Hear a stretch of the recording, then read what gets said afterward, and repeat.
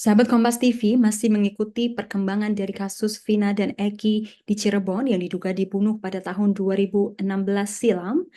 Publik kembali menyoroti kemunculan Ibtu Rudiana yang terlihat berziarah ke makam Eki bersama dengan kuasa hukumnya pasca munculnya pengakuan dari saksi kasus Vina yakni Dede dan Liga Akbar terkait dengan BAP yang mereka berikan pada 8 tahun silam. Lantas sebenarnya apa emosi dan pesan yang ingin disampaikan oleh Ibtu Rudiana dalam kemunculannya kembali ke publik beserta dengan pesan dan emosi yang akan disampaikan oleh Dede dan Liga Akbar dalam pengakuannya? Sudah bergabung bersama dengan saya pakar mikroekspresi Bapak Dodi Triasmara. Ya, selamat malam Pak Dodi. Selamat malam Mbak Tessa. Ya, Bagaimana kabarnya Pak Dodi? baik, baik, Baik, sehat. sehat. Oke. Ya, Pak Dodi, mengenai kasus Vina Cirebon yang sampai saat ini masih banyak sekali misteri-misteri yang sepertinya belum terungkap gitu ya, Pak Dodi. Dan kita mau Ya, menyoroti terlebih dahulu kemunculan dari Ibtu Rudiana, di mana pada awalnya Ibtu Rudiana ini sempat muncul di publik melalui akun Instagram. Beliau menangis, terlihat menangis karena memposisikan diri sebagai korban atau sebagai ayah dari korban begitu. Lalu setelah berjalan dan kemudian muncul pengakuan-pengakuan dari saksi-saksi dari kasus Vina ini, kemudian Ibtu Rudiana kembali muncul lagi setelah disoroti oleh publik. Beliau muncul dengan menangis kembali dan di makam Eki bersama dengan kuasa hukumnya. Nah, dari segi mikroekspresi, sebagai seorang pakar mikroekspresi, setelah muncul dan didesak oleh publik ini, bagaimana analisis dari ekspresi Ibtu Rudiana itu sendiri? oke. Terima kasih Mbak Tessa. Jadi kalau waktu kemunculan yang pertama dan ini kan dari salah satu media mainstream ya, kita lihat rekamannya dan kemudian kita perhatikan ketika yang bersangkutan ada di makam gitu ya. Hal pertama yang dilakukan beliau adalah dengan menggunakan dua tangannya itu memang sudah ada di depan di depan badannya itu posisinya tangannya itu dari posturnya terus kemudian itu nunjukin bahwa yang bersangkutan sebenarnya berusaha untuk ngejaga baik gitu ya. Jadi beda dengan postnya dari si wartawannya atau um, misalnya redakturnya atau yang si pewawancaranya ini kan mereka memang juga tangan di depan hanya kemudian lebih ke iya posisinya kurang lebih seperti itu. Tapi kalau yang ini kan tangannya lebih ke apa namanya? Dia lebih ke posisinya dia posisi standby dan posisi defense mechanism gitu ya. Nah, ini yang terjadi dari awal dan sepanjang jalan dia juga mengambil posisi seperti itu. Jadi pegangin itu terus sampai dia mulai memberikan statement baru tangannya sedikit terbuka. Nah, kan lihat berbeda ketika dengan lihat rekan yang pewawancaranya itu tangannya langsung ke samping terbuka. Tapi kalau yang bersangkutan dari awal hingga sepanjang diskusi awal sampai mendekati makam itu, dia lebih banyak ngambil posisinya, um, posisi yang tangan masih state-nya di state yang sama. Baru ketika melangkah, nah duduk, nah ketika dia di situ kemudian apa menangis lebih karena bisa jadi dia nge-recall kejadiannya, mengingat lagi kejadiannya, terus kemudian posisinya, dan karena ini anak laki-laki, bisa jadi anak laki-laki. Saya agak kurang clear bahwa dia anak pertama atau dia anak yang cukup dibanggakan sebenarnya diharapkan sama beliau. Jadi beliau juga menunjukkan emosionalnya yang cukup dalam untuk hal ini. Itu sih Mbak, sampai sejauh ini. Kenapa dia menangisnya lebih keras itu karena posisinya itu. Ya, Baik, Pak Dodi. Tadi kan sempat dimention kalau sebenarnya postur tubuhnya itu terlihat defense. Nah, itu ya. kira-kira dia mendefense dirinya dari apa, Pak Dodi? Ya, dia berusaha menguatkan sebenarnya. Dalam artian dia berusaha untuk antisipasi kalau ada pertanyaan apa mungkin, atau Mhm. kemudian mengantisipasi situasi-situasi yang bisa jadi di luar. That's how a person at coping emotion gitu ya. Coping untuk dia punya pressure-nya. Nah, itu kan kelihatan wajahnya kan bukan wajah yang happy. Ya, kalau orang ada di situasi seperti ini juga saya yakin tidak hanya dengan Mas Rudiana ya, tapi bisa jadi dengan siapapun juga situasinya bisa jadi apa? Tidak membuat dia merasa nyaman lah titiknya. Kira-kira seperti itu sih Mbak. Hmm. Baik. Nah, ini yang menarik buat saya ya, Pak Dodi, karena kan Ibtu Rudiana ini terlihat menangis. Nah, Ya, tangisannya itu yang disertai dengan adanya defense dari pressure ya, yang diberi, ya, itu apakah ada kaitannya dengan sebenarnya dia ini punya sesuatu yang dia berusaha untuk jaga, atau dia berusaha untuk defense itu sendiri, Pak? ya. Kalau mau tahu lebih lanjut kan mesti digali dari yang bersangkutan ya Mbak ya. Itu satu. Terus yang kedua adalah kemudian ada sesuatu yang kemudian dia covering up bisa jadi itu kan pendapat orang. Nah, hanya kemudian yang pasti ketika di sini dia menunjukkan dan dia mencoba menyampaikan lewat doa-doanya beliau itu bahwa dia akan memperjuangkan keadilannya untuk anaknya kan seperti itu ya. Um, yang kemudian juga divalidasi lagi dengan dia sampai menangis, mengekspresikan, berusaha mengekspresikan bagaimana dia punya kedukaan yang cukup dalam ke anaknya gitu kan ya. Jadi um, ya kalau memang tidak secara spesifik kedengaran bagaimana dia menyampaikan itu hanya posisinya dia itu lebih ke this is not a good condition, this is not a good situation buat dia untuk menyampaikan atau menceritakan itu. Hanya kemudian ya dia melepaskan dia punya apa namanya dia punya kesedihan, dia punya kekecewaan, atau juga dia punya ketakutan. Jadi semuanya sepertinya campur aduk, Mbak, di situasi ini, gitu ya. Dan dia merasa sangat tidak nyaman dengan situasi yang barusan dihadapi sekarang. Kira-kira seperti itu, Mbak. Ya. Berarti kan pada dasarnya begitu ya Pak. Ini ada Hmm, banyak sekali emosi yang ya, dikeluarkan oleh itu Rudiana ya, di makam itu di saat dia ya, bersama-sama dengan kuasa hukumnya. ya. Lalu dari ekspresinya itu Pak, kalau misalnya kita bandingkan dengan pada saat dia pertama kali muncul di publik, pada saat dia terlihat menangis juga di dalam video, dan beliau ini masih menggunakan atribut polisi saat masih Ya. menggunakan seragam kepolisian. Nah, itu apakah kalau dibandingkan tangisannya itu apakah sama atau sepertinya lebih terpressure begitu, Pak, di yang baru-baru saja ini? Ya, kalau apa ya? Memang komparasinya karena sekuensnya agak beda nih ya, sekuensnya beda yang bisa kalau bisa jadikan komparasi istilah saya kalau dua-duanya lagi pakai baju seragam gitu ya, terus kemudian yang satu lagi di depan publik atau depan apa wartawan media, yang satu lagi juga ini kan sebenarnya di depan media hanya dengan dia pakai kostumnya atau dia pakai di sini yang di makam itu kan dia dengan pakai pakaian bebas, bukan pakai pakaian PDH ya. Jadi rasa-rasanya dengan menggunakan pakaian itu seseorang kan biasanya terus kemudian merepresentasikan apa yang dia kenakan gitu kan. Nah, itu dia jaga lebih bisa jadi akan sangat menjaga sikap, menjaga itu. Jadi karena otomatis kan framingnya secara nature-nya orang biasanya apalagi dia ini adalah angkatan gitu kan. Jadi posisinya pasti akan jadi sangat berbeda. Hanya kemudian bahwa dua-duanya menunjukkan satu sisi emosional yang itu yang tidak lepas dari seorang manusia siapapun itu ya. Jadi kalau ditanya ukurannya kembali, ukurannya nangisnya apakah gimana gimana, agak agak jadi challenge tersendiri untuk bisa mana yang lebih dalam sedihnya atau mana yang lebih mencerminkan apa. Nah, itu yang bisa dilihat atau kemudian bisa diverifikasi lebih lanjut ketika pertanyaan dilempar sama. Jadi kita ada satu titik yang sama yang sebenarnya disusun sehingga kita bisa lakukan sebuah komparasi atau perbandingan. Kira-kira gitu, Mbak. Iya, Pak. Kalau tadi kan kita fokus kepada tangisannya, bentuk tangisannya begitu dia. Ya. Tapi ini kan kemunculan dari Ibtu Rudiana yang baru-baru saja ini itu adalah Ya, kemunculan saat dia satu sudah didesak oleh publik. Kemudian ya, kedua dia didesak oleh keluarga dari Vina juga sebagai salah satu ya, korban.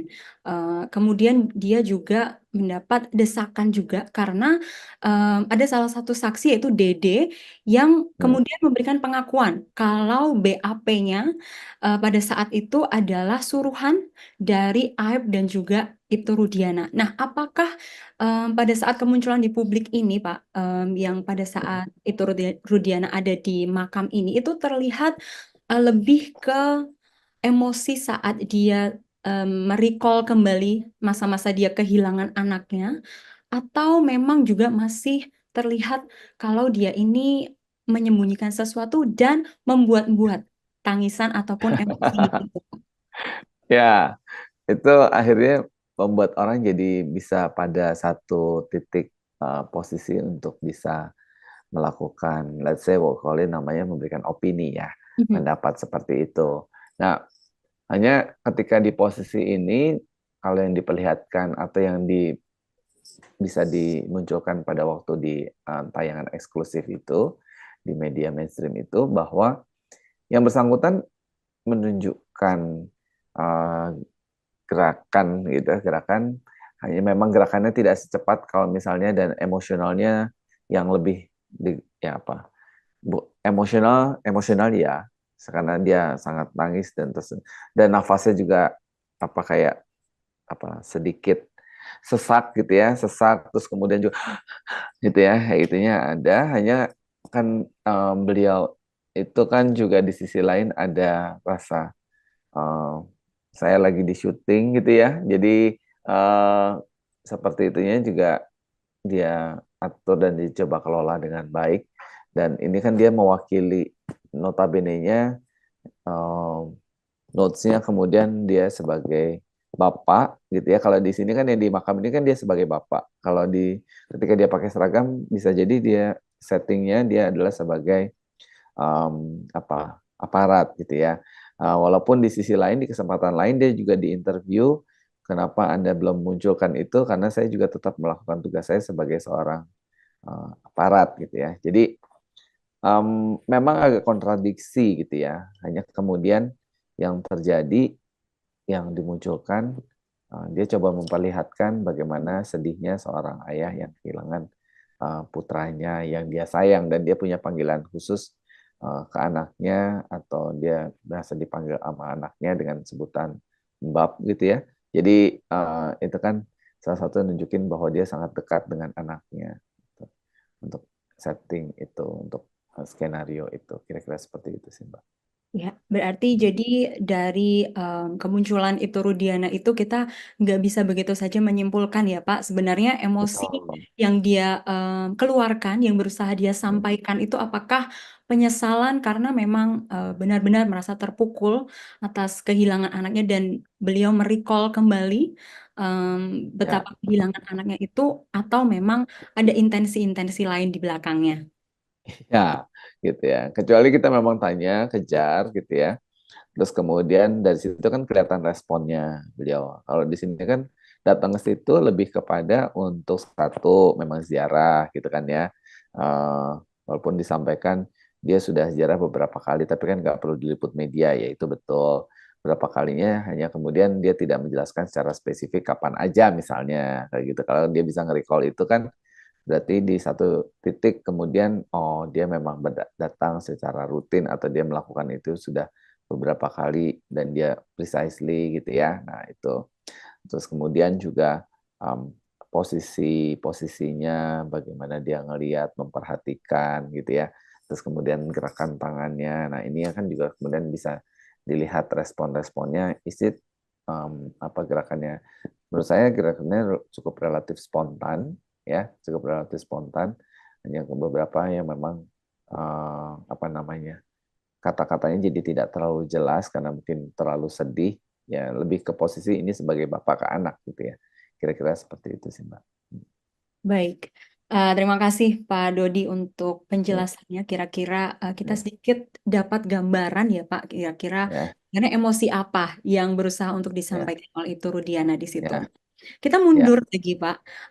Dari Ya. sebelum kemunculan itu Rudiana ini di publik kembali saat sudah terdesak, salah satu yang mungkin menjadi faktor pada akhirnya itu Rudiana ini kembali muncul dan memberikan klarifikasinya itu adalah pada saat Dede atau salah satu saksi dari kasus Vina Cirebon ini memberikan pengakuan secara terbuka kalau BAP yang dia berikan pada saat itu adalah hasil Hmm. suruhan atau bahkan copy paste dari BAP Hmm. milik Aib, saksi yang lain, yang kemudian dia juga mengatakan kalau itu disuruh oleh itu Rudiana. Nah, kalau dari pengakuan Dede di situ, Pak, karena kan Dede ini bahkan berkali-kali ya memberikan pengakuan itu dan muncul di depan publik pun juga terlihat banyak media juga bersama dengan publik yang banyak di situ juga. Nah, apakah kalau dari Dede ini terlihat ada kejanggalan atau itu memperlihatkan kejujuran dan juga ketulusan dari seorang Dede ini? Ya, kalau dari video yang saya terima gitu ya, yang pertanggal 22 Juli 2024 itu, di mana dia diminta membuat kayak semacam statement gitu ya, di hadapan publik, dipandu atau didampingi sama ada beberapa beberapa kuasa hukum atau penasehat hukum yang ada di situ. uh, Lebih ke kalau saya melihatnya satu ketika dia bikin statement itu memang wajahnya tidak terlihat di layar ya, karena di awal itu hanya terdengar suaranya saja gitu kan. uh, ya uh, jadi dan apa ada beberapa statement jadi bukan yang lebih kepada gini, kalau apa yang kamu katakan atau apa yang kamu sampaikan gitu ya, terkait dengan kejadian yang kemarin, coba kamu cerita gitu. Kan posisinya kan jadi lain karena ketika di sini lebih ada upaya atau ada tadi beberapa kalimat atau beberapa statement. Jadi yang ini bukan, yang ini kamu ngaku ini gitu ya. Jadi sepertinya sudah di apa? Di plot gitu ya. Jadi kalimatnya itu kalimat plotting, bukan kalimat secara konteksnya lebih ke plottingnya, bukan upayanya dari si Mas Dedenya sendiri. Kalau di video ini ya, bukan dari Mas Dedenya sendiri yang memang bilang bahwa begini begini begini. Kira-kira seperti itu. Jadi um, not naratif, not narasi atau kemudian bukan statement yang the whole statement atau dari yang bersangkutan di video yang ini ya. Nah, itu yang kemudian lebih Mas Dede ini lebih banyak melakukan konfirmasi, iya saya gini, oke, saya bersedia Pak. Jadi kalimatnya itu lebih pendek-pendek ya. Kira-kira begitu sih Mbak Tessa. Hmm. Iya, dan kan kalau dari pengakuan Dede tersebut juga Pak Dodi, eh, dia juga mengatakan kalau dia itu siap untuk menggantikan ketujuh terpidana yang ada. Nah, itu Ya. apakah juga terlihat dia yakin? Karena kan tadi Pak Dede juga bilang kalau Hmm. itu terlihat dia banyak memberikan hanya konfirmasi jawaban saja Betul, dari betul. pertanyaan yang sudah diberikan. Nah, itu dari Ya. konfirmasi itu, apakah itu bisa dinilai juga, Pak? Apakah dia benar-benar firm, yakin dengan jawabannya, atau dia terlihat merecall sesuatu atau bahkan memikirkan sesuatu untuk jawabannya? Ya, itu bisa dilihat ketika kemudian atau bisa muncul ketika yang bersangkutan ditanyanya apa yang kamu rasakan, kenapa kamu menjawab seperti itu. Nah, itu kan pertanyaan-pertanyaan yang lebih menggali ya. Nah, itu biasanya kan kelihatan secara lebih spesifik lagi. Hanya kemudian dia di sini kan menyampaikan berupa statement pendek yang dia bilang, saya apa istilahnya di sini yang ya ya ya, yang penting saya maunya dia keluar bebas. Siapa keluar bebas, siapa aja, kalau perlu dia mention misalnya siapa. Nah itu not quite specific istilah saya. Untuk menunjukkan kalau tadi Mbak Tessa tanya, apakah dia benar-benar tulus atau dia benar-benar real gitu kan ya. Kalau dia tahu arahnya kemana, ini kemana, siapa yang mesti dibebaskan gitu ya. Dia tahu berhubungannya dengan apa. Nah itu dia poin-poin view yang kemudian kalau bicara secara ini dan dia ngelihatnya lebih banyak posisinya, kemudian lebih banyak posisi yang menunduk mengarah ke salah satu bapak apa yang penasihat hukum yang ada di situ ya. Jadi pun dia tidak bukan staring at to other atau the media yang dia berusaha ini, tapi lebih ke lebih banyak posisi yang menunduk. Kira-kira seperti itu, Mbak. Iya, kalau dari gestur menunduknya itu ya Pak, karena kan Hmm, kita pasti bisa lihat juga gitu ya Pak, hmm, dengan dia menunduk dan dia lebih banyak melihat ke arah kuasa hukumnya. Nah, itu ya, apakah kita bisa melihat juga kalau misalnya dia ini seakan-akan meminta konfirmasi dari ya, jawaban yang dia berikan supaya dia tidak salah ngomong gitu Pak? ya. Um, ya, this is a quite tricky one. Jadi artinya dalam konteks juga dikonfirmasi lagi dengan dia megang mic-nya. Kalau kita perhatikan, yang satu megangnya dengan satu tangan, ya, kuasa hukum. That's confidence level, benar ya? That's confidence level. Kalau kita merasa cukup nyaman dan bisa mengendalikan situasi, kondisi, maka dia akan biasanya. Dan kalau di sini Mas Dede-nya, gitu kan, ya, itu pegangnya dengan dua tangan, gitu ya. Jadi cari saya yang saya bisa pegang apa nih gitu kan ya, jadi cari firmness, cari ke, kestabilan, cari keyakinan, berusaha untuk meyakinkan, dan dia tangan-tangannya di sini, kalau di sini urat tangannya itu cukup kencang gitu, jadi megangnya itu is quite hard, quite tough, quite ini jadi, dan mukanya bukan dalam posisi relax seperti kuasa hukum gitu. Kalau di belakang kan, di belakang ibu-ibunya terlihat seperti nangis gitu ya, yang sedih ini. Nah, ini Mas Dede tidak dalam satu kondisi dari apa namanya? Yang dari kuasa hukum, atau seperti ibu di belakang yang nangis yang penuh kenapa? Sedih dan segala macam gitu ya. Jadi dia lebih tegang, tense gitu ya, karena ada khawatiran sendiri yang dia hadapi, sepertinya gitu sih, Mbak. Ya, berarti Dede ini terlihat ada pressure begitu ya Pak ya. Dia terlihat ada tekanan itu ya. Ya, dan lihat mukanya sama sekali nggak ada, let's say apa, Hmm. sedih gitu ya, atau ketika ditanya, ya orang kan nanti ini yakin loh ini kan ada takut nih, nggak, tapi lebih ke saya tarik, tegang, kencang, dan saya ngelihatnya dia cenderung lebih ke kayak apa, that's expressionnya more on anger, anger state gitu ya. Jadi kira-kira bayangannya seperti itu. Nah, dan beberapa kali dia menghela nafasnya, terus kemudian baru ditutup terakhirnya ketika tangannya ditepuk-puk itu, some like is kinda apa, simbol atau ditepuk-tepuk itu untuk ya, this is your time to do another things gitu ya. Jadi uh, dan dia ketrigger di situ, dan dia terus kemudian kayak jadi sedih. Nah, di titik itu baru dia kemudian berubah jadi sedih gitu ya. Uh, itu yang terjadi dengan Mas Dede. Ya, Ya, kira-kira gitu.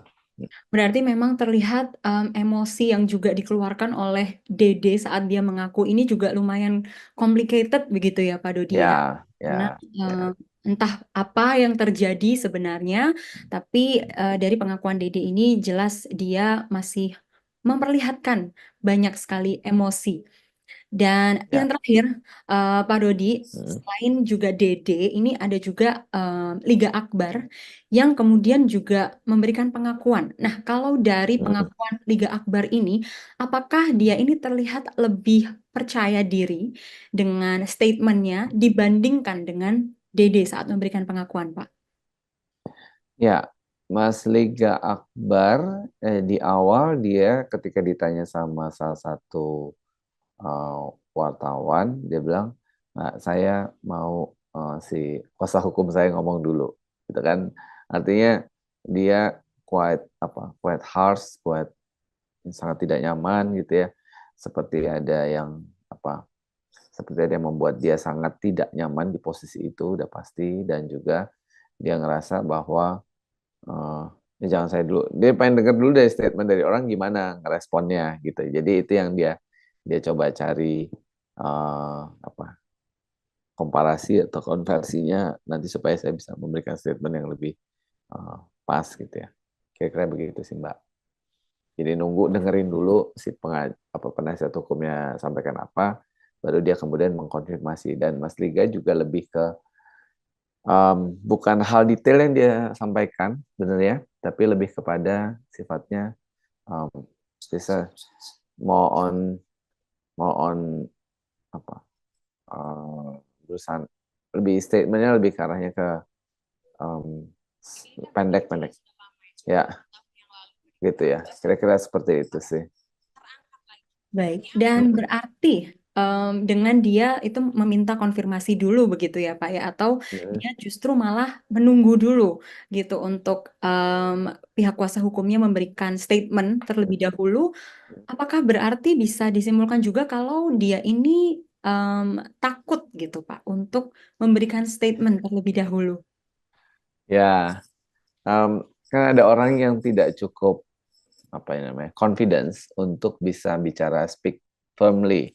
Seperti misalnya Mbak Tessa langsung nanya gitu ya. Jadi kan ada orang yang cukup confidence untuk bisa langsung menyampaikan itu, tapi ada orang yang cukup menunggu orang dulu ngelihat gimana ini baru kemudian dia ini. Nah, itu butuh pancingan dulu untuk bisa benar-benar bicara, dan kemudian juga statementnya sifatnya global gitu kan ya. Statement yang disampaikan si Mas Akbar ini lebih umum dan kemudian juga tidak menjelaskan satu secara spesifik, kurang lebih kalau itu yang bisa saya sampaikan sih Mbak. Ya saya akan coba bela kebenaran yang kayak gitu-gitu ya, jadi dengan sangat umum sekali. Berarti lebih nggak ada istilahnya statement spesifik yang berusaha untuk dijelaskan oleh Mas Liga Akbar ini sendiri ya Pak Dodi ya. Dan kalau kita lihat lagi secara lebih detail gitu ya Pak, mungkin dari adanya gestur tubuhnya dia, mulai dari bagaimana cara dia duduk dan sampai dengan mungkin perputaran bola matanya begitu Pak. Itu ada nggak yang bisa kita simpulkan atau kita lihat dari situ Pak? Ya, menarik karena Mas Akbar itu cenderung posisinya state-nya stabil ya.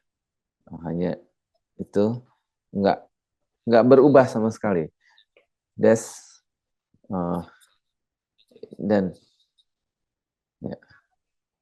Dan kemudian suaranya cenderung lebih datar gitu ya. Jadi tidak ada part of, wah saya nggak terima dong kalau gitu. Nah itu kan misalnya there's a state, orang sesuatu yang menyampaikan keberatan, orang sesuatu yang menyampaikan pembelaan. Nah, saya tahu ini. Jadi lebih flat, datar gitu ya. Itu dari suaranya. Terus kemudian dari konteks ininya juga ya lebih ke this is the right answering or not gitu. Jadi pergerakan bola mata itu just cuma mau confirming ya. Ya. Ya. Ya. Dan dia cek the feeling ketika gerakan matanya turun ke bawah. Kalau dari seberang kita berarti ke kiri bawah untuk cek am I doing the right things, atau waktu itu rasanya gimana ya ketika dia nyampe itu. Dan sekarang lebih tepatnya sekarang itu dia rasanya gimana, kenapa dulu dia begitu ya, kira-kira gitu. Jadi back and forth soal dia bagaimana, apa yang dia rasakan gitu ya. Ya. Kira-kira gitu sih Mbak. Baik Pak Dodi, jadi memang ada beberapa perbedaan ya.